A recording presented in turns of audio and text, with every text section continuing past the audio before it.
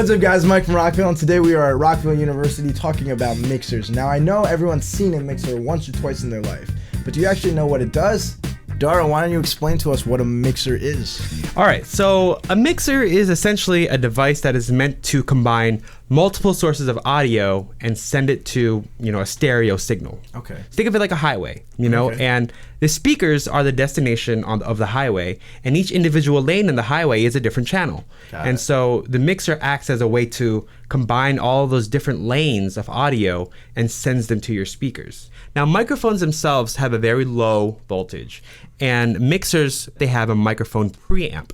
Now, we call it a preamp because it takes the level of a microphone and amplifies it to what we call line level. And line level voltage is essentially the level of voltage that all these audio effects and processors will operate at. Okay. You take your microphone and you plug it into the microphone input. Then after that, it can go through, gain staging, where you can raise or lower the level of that specific microphone. It can go through an EQ, where you can adjust the actual frequency. And then it goes through a pan knob, selecting if you want it to go to the left channel or the right channel.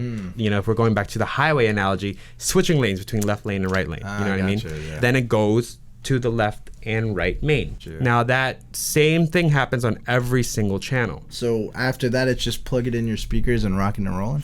Yes and no. You also have to power your speakers themselves, because speakers require a certain amount of power to be able to be loud enough. Some mixers actually provide power to the speakers. That's what we call a powered mixer, like the RPM 870 here. So if you have speakers that are passive, then you don't need an external power amp for the speakers. You already have it built in to the mixer itself. Now, other mixers do not have a power amp built into it, which means that you would have to connect it to a speaker that has its own amplifier built into it, or connect it to a power amp that will then power the speakers. So basically, you want to go from a powered mixer to passive speakers, and you want to go from a passive mixer to powered speakers. Correct, active speakers, yeah. I am in the market for a mixer.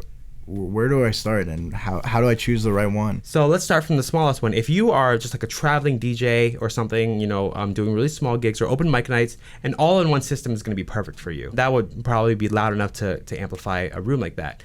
If you want something a little bit larger, like say a church or a wedding venue, then you might want to opt for something like the RPM 870 here, where you have multiple channels where you can plug in different musicians, and it's still powered, so you can power some loudspeakers without having to purchase an external power amp. All right, I hope you enjoyed this episode of Rockville University. If you did, let us know in the comments below, and let us know what else you want to learn on Rockville University. As always, guys, I'm Mike from Rockville. I'll see you next time.